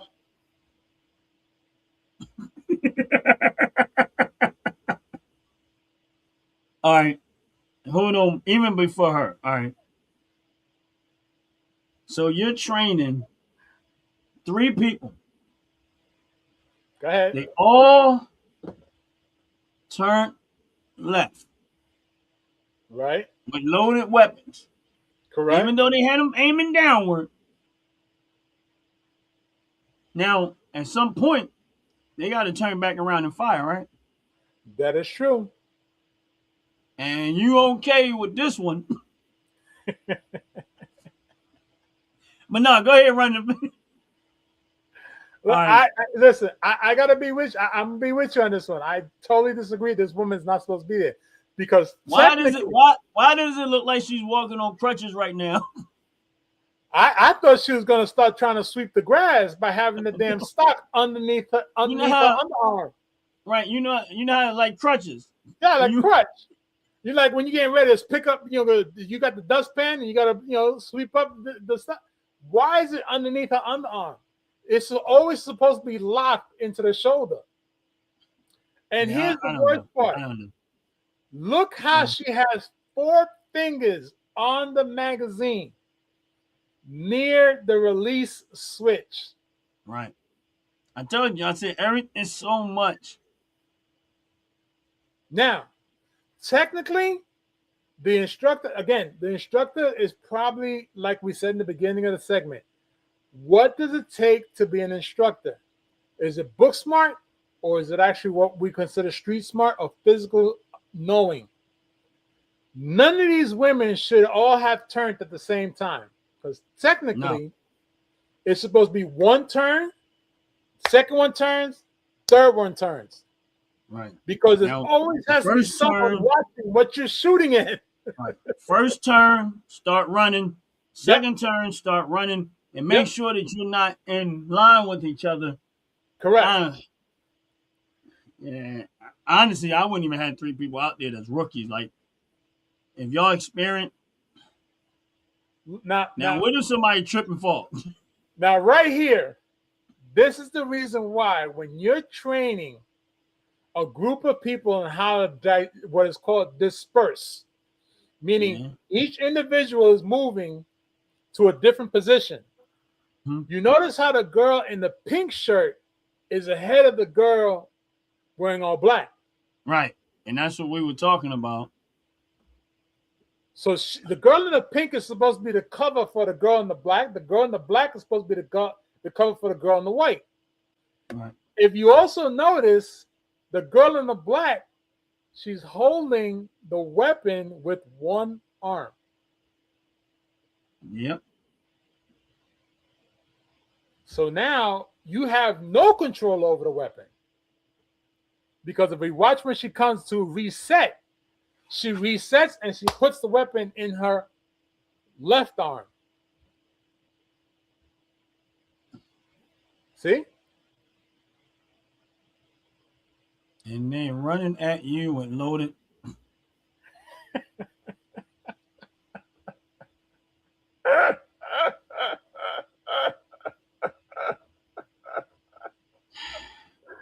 I'm This sorry.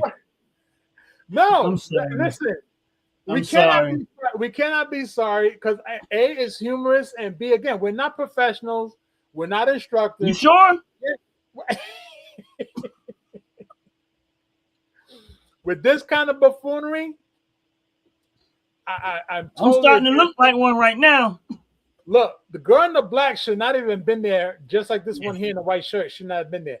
That weapon should never, ever, ever, ever, ever have left her left hand. Now here's the thing. Go If for you're it. training people with loaded weapons and they're running towards you with loaded weapons, they're all running towards where she's at. Now they got Right, their weapons down, but at some point they got to pick these weapons up, right? Watch right. the one in the pink. Go a little further. No further. Keep going. Now, yeah, I'm good. And so many. See this in the red? Look at the gun. Yep. She's turning towards her, right? Which is towards the instructor. So, Right. Where the pink one turned to? yep, towards the instructor. The only one ain't turned toward the instructor yet is the one in the middle. And that's only because she's in the middle. Right. All right. Yet she's the one with the weapon in one hand, One thinking hand. that she can manage it. So if she trips and that weapon falls out of her hand, that round definitely can go into the instructor forward. This is the reason why this is incorrect, in my eyes, in my opinion. Now this is perfect. This is how you find out what not to do. Now, they're going to take a couple of shots. Yeah, see this is what I mean. Like, Now, I want to back this up because I don't know if you caught this. Let me just back this up a couple of seconds. Watch the one in black.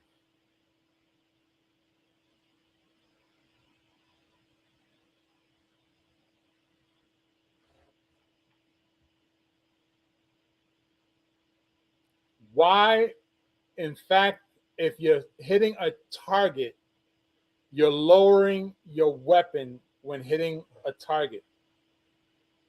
so she wasn't finished? No. Watch. I thought the same thing. Okay. Now there's more. She about to get shot in the foot. I'm going to back this up a little bit so you can see this.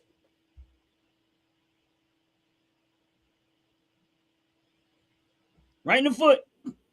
Right in the foot.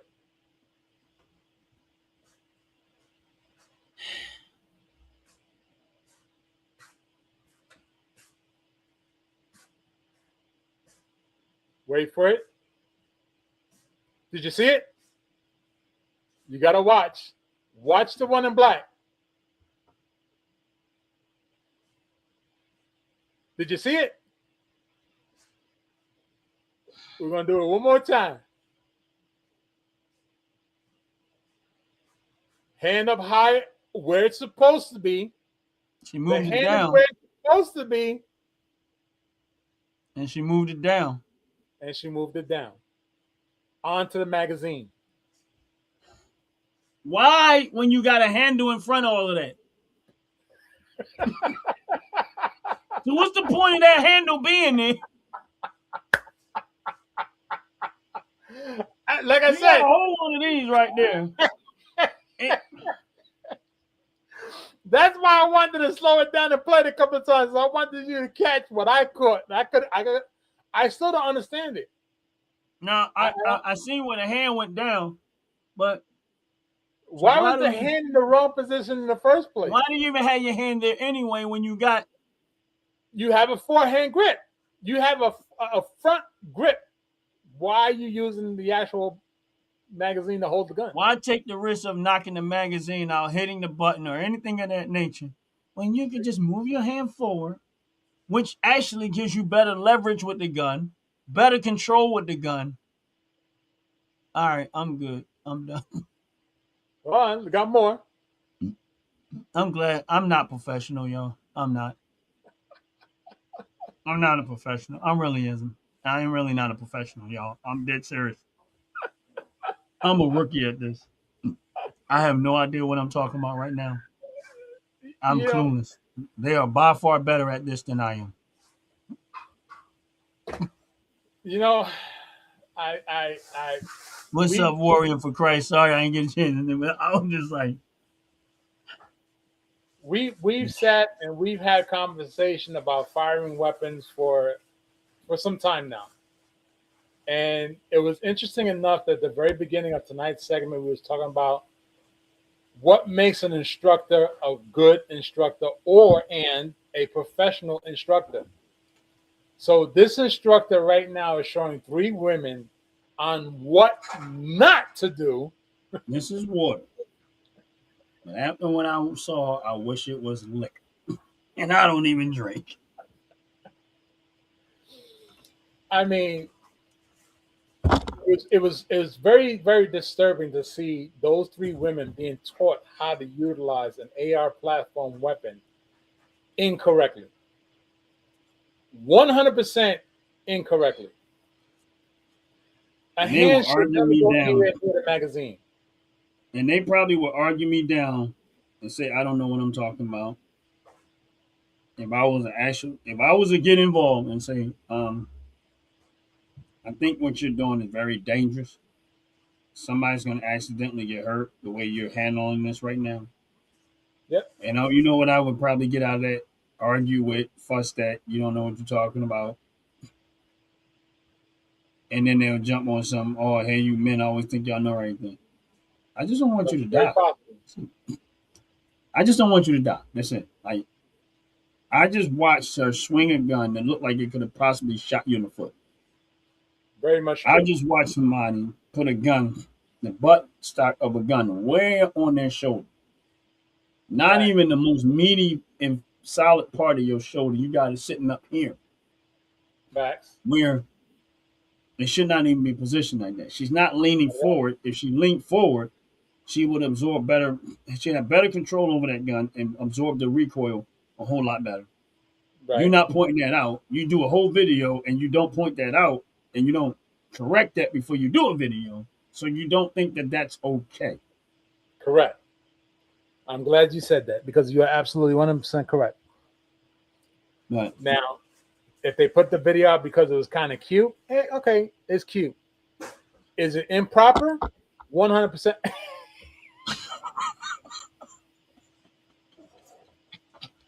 Okay, Wolverine.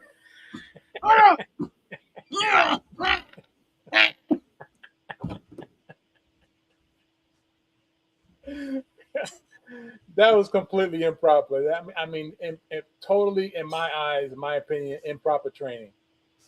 Completely. Yeah. And it's funny because me and you didn't talk about none of this, right? And my thought in my head was, what makes somebody a professional trainer? Because I heard you talking about they was getting training, but then I thought like, well, what is an actual professional trainer? Like, where does the professional trainer mark comes in where it says that you are professional? And of course, I'm not.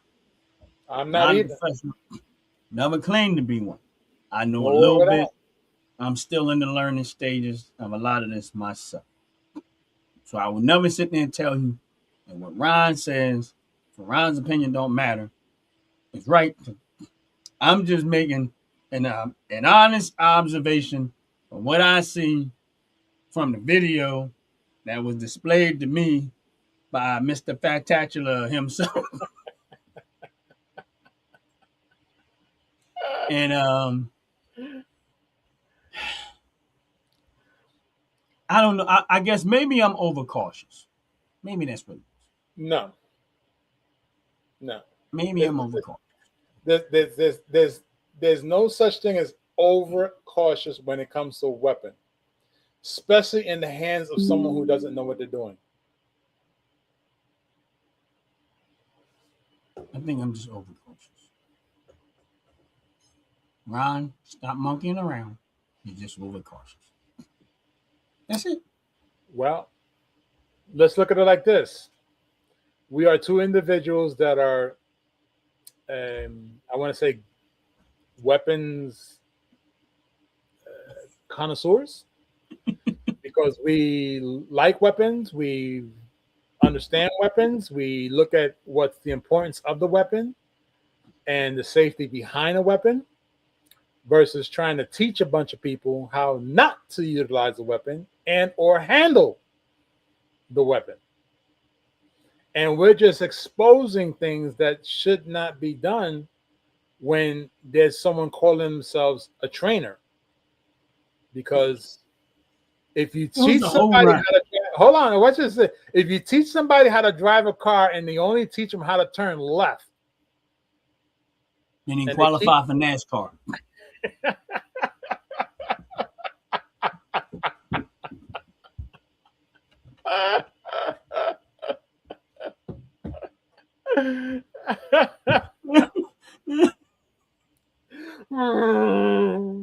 He's making a left turn in one direction. Another left turn.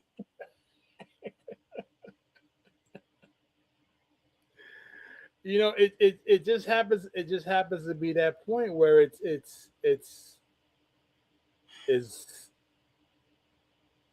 absurd. Honestly, I almost wish I didn't even like. I'm being honest with you. I don't like to be. That was just concerning to me. Like, always, the more I watched, the more concerned I got. you know, go ahead.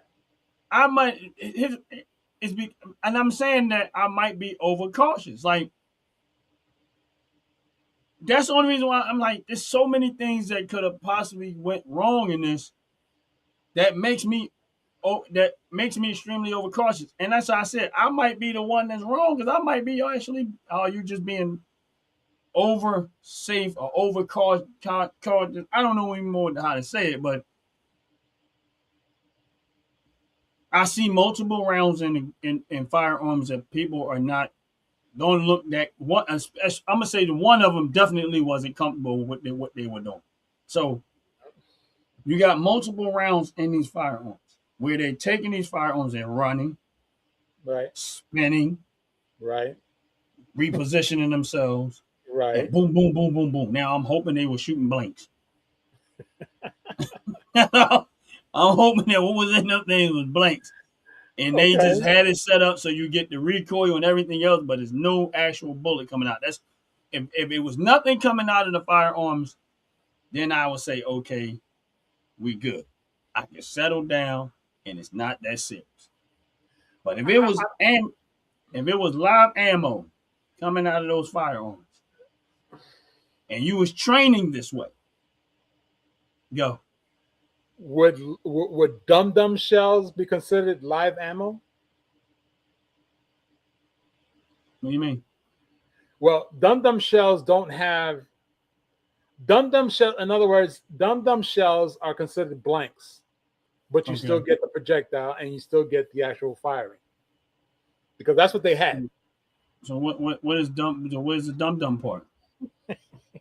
If something is shooting out at a massive speed, so all right, and what's coming? What's coming out of there? Rubber? What are they? Rubber bullets? Remember how we watched? Honestly speaking, I've never heard of dum shells, so this is new to me. Never Okay. ever heard. I've heard of The only range reason why, ammo. I've Go heard on. of blanks. Okay, Range rounds, right? Meaning range rounds rounds, right? that are considered for the range Dum-dum because they bullets. cost a lot. I've heard of blank rounds, which is basically, just you get fire, recoil, nothing, no projectile. What is dum rounds if something is projecting out of it? I'm just saying. I might be I'm the gonna dummy here. Cool. Listen. I'm only going because I seen one of the magazines was wrapped with blue tape. Okay. Blue tape usually means it's dum-dum rounds. Means the rounds are not. They could only, from what I remember, because it's been many years ago. It allows the bullet to come out, but the bullet doesn't go far. It drops. It All right. doesn't Did we have. see It doesn't anything have drop? enough. It doesn't have enough gunpowder in it. Just enough for it to and then drop. So then you shouldn't get much recoil. You shouldn't. Well, I seen recoil. Like I said, I didn't say it was on all of them. I saw one of them wrapped with blue tape. That blue tape wasn't for the dum rounds. That blue tape was for the dum. They keep knocking the damn cartridge out every time. Now I They could be said, you wrong. knock this clip out one more time. They had to tape the clip to stay in the gun. I'm joking, y'all. It's been a long time for me since I seen dum rounds. Man, look. I've seen Hey, people. Look, I've seen I it. know people need to be trained. I get it. That's not training though. Right. That's giving a false sense of understanding what those weapons do. Man, that for me personally, that was just very concerning. And I hope everybody's still alive. I hope nobody got shot. Nobody got hurt. No accidents.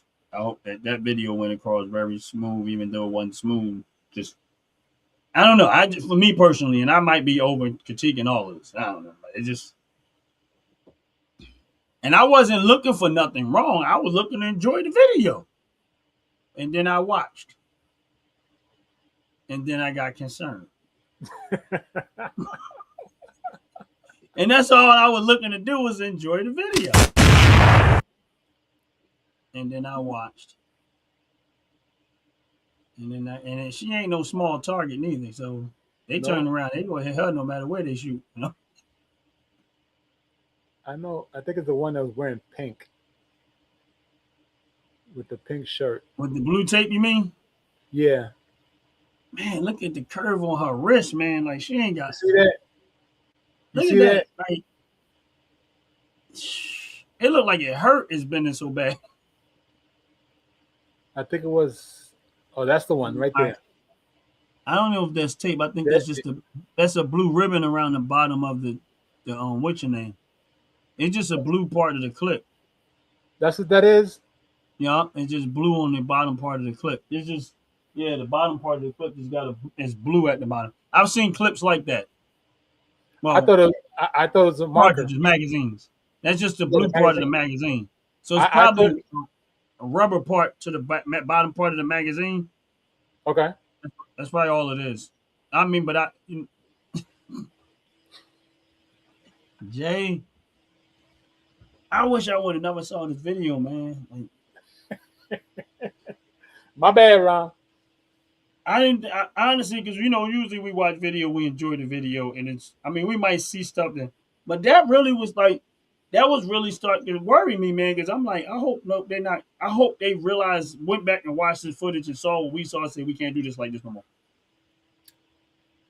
Well, if it did happen, the only thing I can, if I had the power to say something like that, I would say that the person that was training them gets removed as an instructor. Yeah, That's what I would say, they need to because be that woman, re-instructed.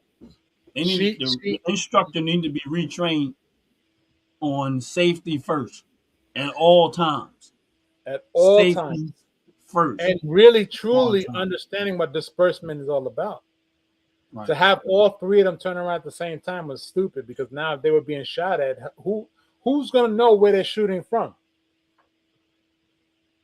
If they were actually in a situation where government tyranny was coming at them, neither one of them would know who was shooting at them. They would not even know if the ones that were coming at them were preparing to flank them, because all three of them were facing the same direction, running away.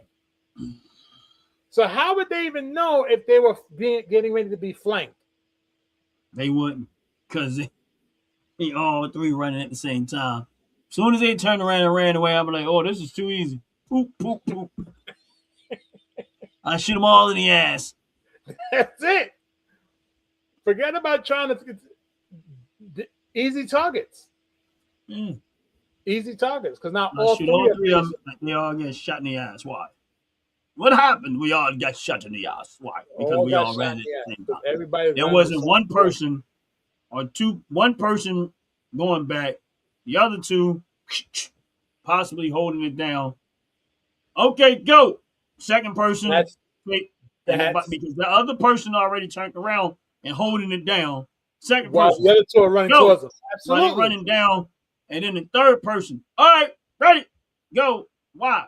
Because if somebody's firing, you can hold the person down that might be firing at you while you both Suppressing the reposition fire. yourself. Yes. But I mean, I know this is Suppressing the just fire. training, but I don't No, know. that's absolutely right. Because technically, it should have been the girl in the white shirt. She should have took off first while the other two stood there. She should have went midway, not the full length. If she was supposed to go 20 yards, she was supposed to stop at 10. Position herself and let the second one come up past her, go past her, and then watch the third one pull off and run. They So that all one should in have the turned white was around. supposed to be the point to lay suppression fire. They all should have turned around and All looked three at of the them turned around. instructor. They all should have Towards the turned around, looked at the instructor, and said, and pointed and said, I want my money back and get a new instructor because what you're teaching us is bullshit. It's bullshit. And then, of And course, listen, the I'm one. sorry, y'all. I'm joking No, around, but listen, there's the a fact of whole the lot. matter is the fact of the matter. There's a whole lot in this video that's concerning me because one thing I don't want to see is accidents happening. And the Listen, fact that she's holding that firearm with the clip, the way she's holding it, I mean, the magazine, because some people they don't like it when you say clip. I don't care. It's still clip to me. I'm it's from the the clip, hood. it's So the we do. magazine, whichever way you look Right. at it. Right. But the fact that she's holding that magazine the way she's holding it gives that magazine a chance to get out of position or possibly fall out, accidentally hit the eject button. It's so many things wrong with that to me, in my opinion. And it's like, who finished this video out, posted it, and said this is good product. Well, maybe they said they put it out to say this is what you're not supposed to do. I don't know. Are they trying to get more customers? Listen, I don't know. I No, couldn't answer that. you All see, I can say is that the one in the black should never have had a weapon in her hands. The fact that she was running away with it in one hand, if she doesn't know the terrain that she's running bro, on, I still blame and the she just instructor happens to because hit a neither twin, one of these. I still blame the instructor because none of them should have had loaded weapons. absolutely. Of None of course. them should have been in a position where they had. Now, if you was running that just running as a drill to teach them, and there's nothing in the firearms and they're clear, nothing, and you're just running a simulation, then and you're trying to give people and yeah, okay, there's nothing in the firearm, but everything in me says, thank God nothing happened. What is the number one rule about a firearm? Assume every gun is loaded. Absolutely. So whether it's unloaded, doesn't have a magazine clip in it, it don't matter. It's always loaded. So you are Right. supposed to always think and know that the Right. weapon is loaded. But this is the reason why I'm saying that the fact that you're using live ammo, Right? the fact that you're using gun, like you could have did this with just a fake gun, just to run the simulation and say, well, do you think that this is a good idea? Well, we don't. If you did it a couple of times, now how many times have we watched this video? Once. Right? And we already started pointing out without trying to, we just is like, I caught certain things, you caught certain things. Facts. And we was like, and here's the thing, the video is for enjoyment. We was not trying to critique the video. We just wanted to see it. And then it turned into this. And it's like my head hurts right now because I'm so like, who's, and I might be wrong. Somebody might come back and say, you don't know what you're talking about, and check me and correct me. And I'll be like, all right, yeah, you're right. I was wrong. But everything in me said that this picture was just so wrong. No, and listen, I agree. I And agree. it's 100%. concerning. I need to know if those people are still alive. It concerns me to know that there's someone out there teaching people how to get killed versus protecting themselves. Because This that's is just that like- it. If you allowed all three people to turn around and run in the same direction with laying no cover fire, no suppression fire whatsoever, that's Like, telling here's me the you want them to die. Let me Delaware dog, right? He's military. Been in the military for quite a bit some time. I Right. know 100% that he is probably way better with a firearm than I am. Okay. Why? Because he's military. You know what I'm saying? Right. Now I'm watching a video of somebody's training other people. Now, Right. again, I never served in the military. Right. Never. My experiences with firearms is based off of when I go, and a lot of what I am is most of what I am is self-trained. Okay. But I'm very, very, very conscientious about, before I ever actually use a firearm, I watch massive amount of information, and I kept consuming. Right. I've gotten different people on different videos talking about how they shoot their, what they do when as it relates to how they become sharper. I'm talking about handguns right now. Right. With their handguns, how they got sharper, what they do, positioning themselves, aiming, and all the other stuff. And I've gotten different perspectives. Like, I'm not going to say that there was only one way, because different people teach different ways. And I've sat and listened, and I've tried different ways, and I realize that there are small adjustments that people make that fits their body, their take on you using a firearm than others. Because Right. if you look at the police department back in the day, they changed how they train, Right. because they used to have that somewhat like what they call a Weaver stance, and some weird Right. stance, and then they started reshifting how they train. So I know we evolve. We learn from our mistakes, and we evolve, and we say, okay, this might have been good, but this was a better way of doing it. So I'm not going to say that one way is better than other. But I can say is that I watched a lot of people handling firearms, and I learned a lot from that before I even fired the firearm. But I'm going to tell you something. One time I'm at the range, and I don't know if this guy was ex-military, police department, whatever. But when I say this guy's ability to handle that firearm made me just sit there. I stopped shooting just to watch him shoot, because he was just that good. Okay. He the one to set the goal for me to say, okay, when I'm able to handle a pistol that way, Right. then I'm saying something. You get what I'm saying? Now, he was draw fired. He was, Okay.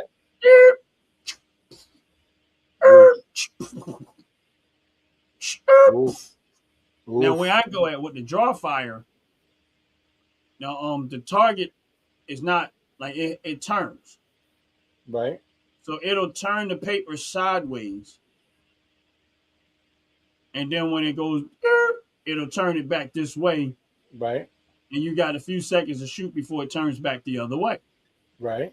So this is where the range that I have, they have that setting where you can go draw fire and set it in where it'll be like this. You know, you got your target, and it'll Right. go, and it'll go, and then and it's like a program, whatever. So I'm watching this guy practice on this, and this guy is lighting. When I say his groupings,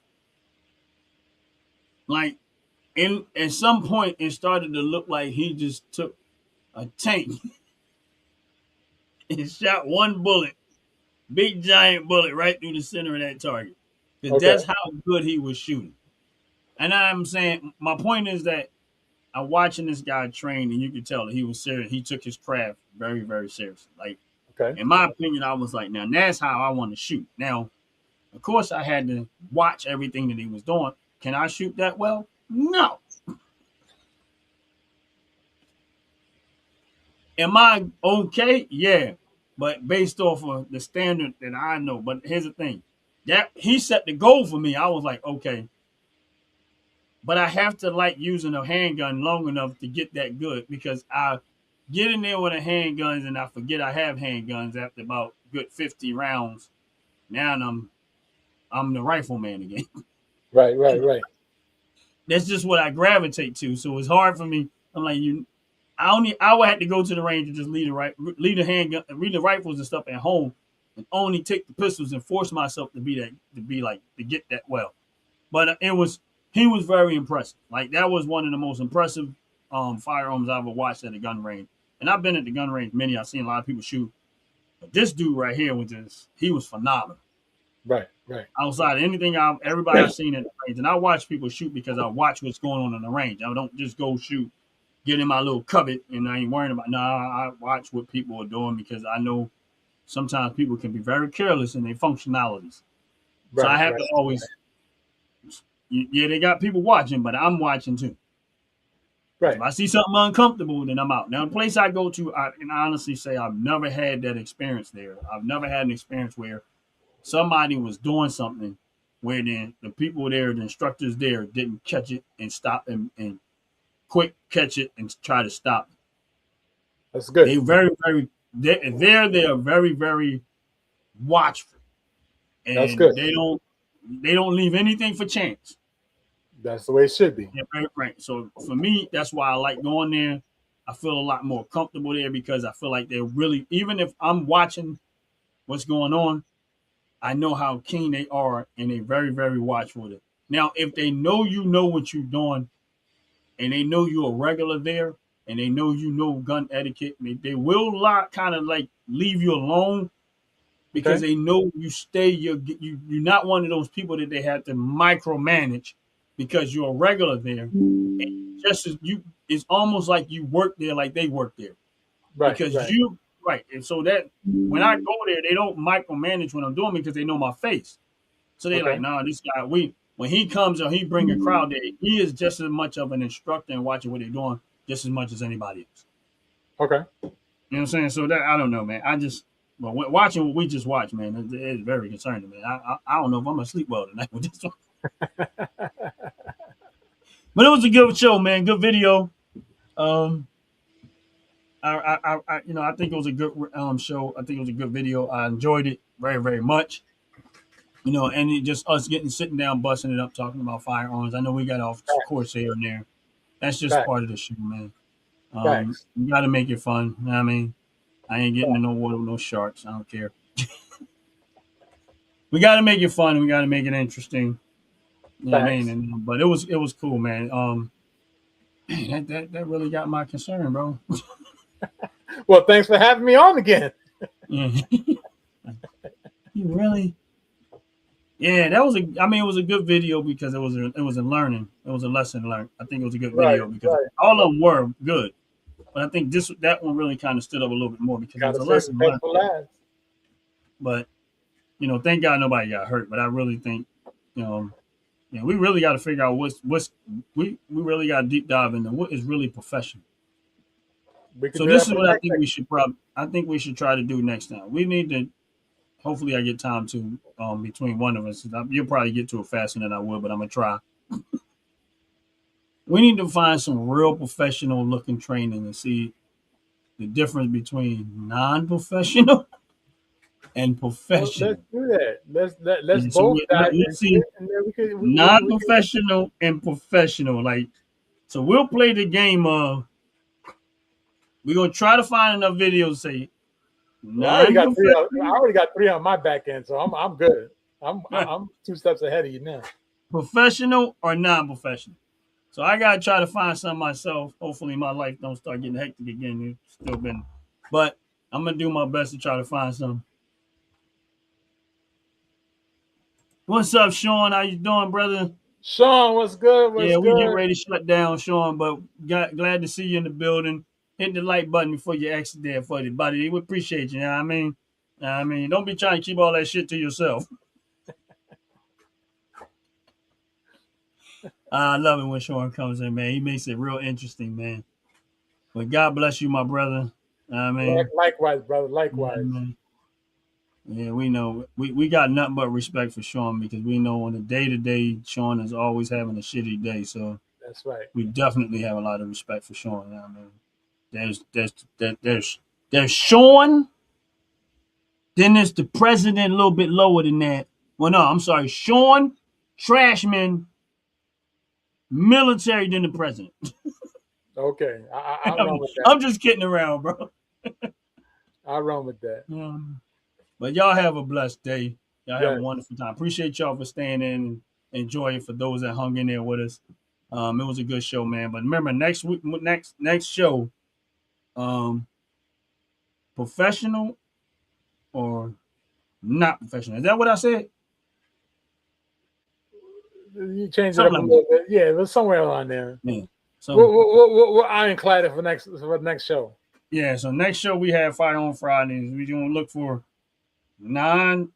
because the whole conversation was mostly about professional Right. and non-professional. So we're Right. gonna try to find some videos and we're gonna ask the audience a question of does that look professional or does it look non-professional? Facts. All right, brother. You have All a right, good bro. night, brother. Everybody Likewise, else, y'all have a likewise. blessed, wonderful day. We out of here. Peace. Promo code 15% off. All your purchases, $35 or more when you buy that top to bottom hair and skincare. So make sure y'all use that OG Network 26 promo code. And with that said, we out of here. Peace. Fellas, ladies, you looking for lotions? You looking for beard oils? But unfortunately, everything you get from mainstream got chemicals in it and it's probably killing you? No problem, we got you. Go check out my people from Top to Bottom Hair and Skincare. That's Top to Bottom Hair and Skincare. www.top2bottom, BOTTU, the U is for unique, M.com. Tell them I sent you.